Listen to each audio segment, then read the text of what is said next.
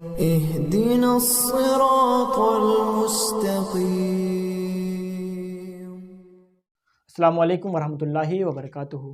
ہر اہل دل کی چاہت ہے تیرے روضے کی گل پوشی، بہار باغ جنت ہے تیرے روضے کی گل پوشی۔ ملک العارفین شہنشاہ ولایت قطب وحدت حامل سمدیت واصل مقام محبوبیت شمس الافلاق دافع الفساد مصلح البلاد مرجع الاوتاد قطب الارشاد فرد الافراد قطب المدار زندان الصوف زندہ شاہ مدار حضرت سیدنا سید بدیع الدین شیخ احمد مدار العالمین رضی اللہ تعالیٰ عنہ کے عرس پاک کا افتتاح 6 جمادی المدار کو رسم گلپوشی سے ہوتا ہے۔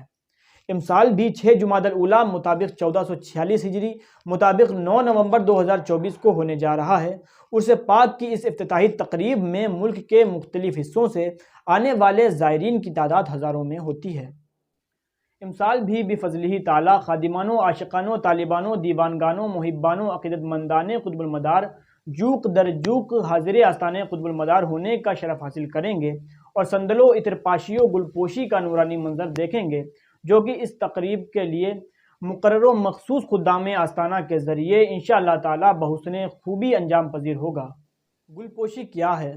رسم گلپوشی خانقاہ عالیہ مداریہ کی قدیمی رسومات و تقریبات میں سے ایک ہے۔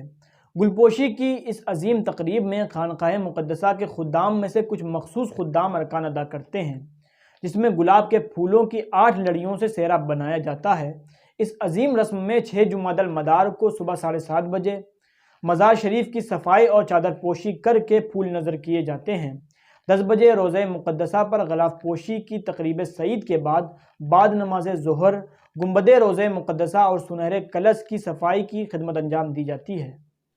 چاروں یاروں کی نسبت سے 4 افراد روضہ مقدسہ پر چاروں گلدستوں کے کلشوں کی صفائی اور گلپوشی کرتے ہیں، جبکہ پنجتن پاک کی نسبت سے 5 شہزادے پرتوے چادر تطہیر یعنی مزار مقدس کی وہ چادر جو 49 میٹر کی ہوتی ہے اور مزار مقدس کی 7 چادروں میں سے سب سے نیچے کی چادر ہوتی ہے، اسی کو اوڑھ کر روضہ پاک پر لگے سونے کے 1.25 من کے کلش پر ہواؤں کے ذریعے لگے گرد و غبار کو گلاب جل سے صاف کر کے عطر بیزی کر کے 8 لڑیوں کے بنے ہوئے سہرے سے گلپوشی کرتے ہیں، اور اس موقع پر ان کا ورد درود مداریہ رہتا ہے۔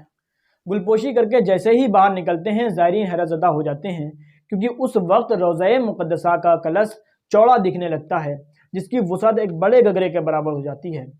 اس کرامت کو ملک کے مختلف حصوں سے آئے ہوئے لوگ اپنی آنکھوں سے دیکھتے ہیں۔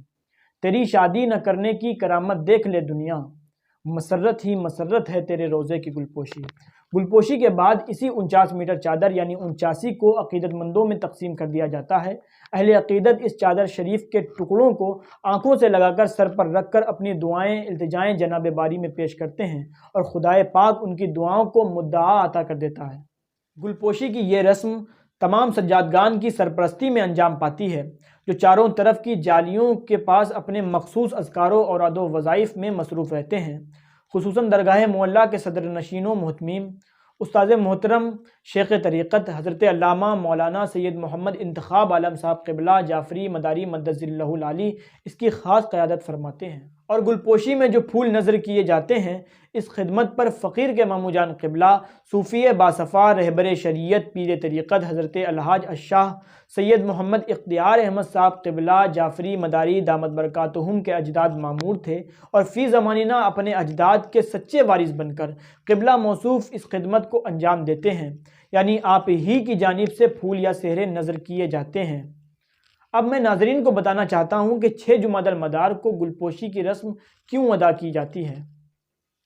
6 جمادی المدار 838 ہجری کو حضور مدار العالمین رضی اللہ تعالیٰ عنہ نے اپنے خداموں مریدینوں خلفائے کرام علیہم الرحمہ و رضوان کے سامنے اپنا آخری خطبہ دیا، جسے خطبہ حجت المدار کے نام سے جانا جاتا ہے۔ اسی خطبے میں آپ نے اپنے انتقال پر ملال سے آگاہ فرمایا، نیز تمام خلفائے کرام کو تبلیغ و ارشاد کے لیے الگ الگ بلاد و امصار قصبات و قریات چلہ جات عطا فرمائے، اور اپنے بعد اپنے برادر زادوں کو کنفسیوں واحدہ کا خطاب دے کر اپنا جانشین ٹھہرایا۔ طویل خطبہ دے کر آپ رضی اللہ تعالیٰ عنہ نے حجرے کا دروازہ بند کر لیا۔ اس تاریخی خطبے اور تاریخی تاریخ 6 جمادی المدار کی یاد میں اسی تاریخ میں گلپوشی کی رسم کے ساتھ عرس پاک کا آغاز کیا جاتا ہے۔ استاد محترم استاد العلماء و شعراء احسان الہند حضرت علامہ مولانا خواجہ سید مصباح المراد صاحب قبلہ جعفری مداری مدد اللہ العلی نے فرمایا، ہر اہل دل کی چاہت ہے تیرے روضے کی گل پوشی، بہار باغ جنت ہے تیرے روضے کی گل پوشی۔ نچھاور جس کی رونق پر زمانے کے گلستاں ہیں، وہ گلدان ولایت ہے تیرے روضے کی گل پوشی۔ اور میسر ہیں جنہیں عرفان کی آنکھیں وہ کہتے ہیں، میسر ہیں جنہیں عرفان کی آنکھیں وہ کہتے ہیں، سراپا نور و نکھت ہے تیرے روضے کی گل پوشی، سراپا نور و نکھت ہے تیرے روضے کی گل پوشی۔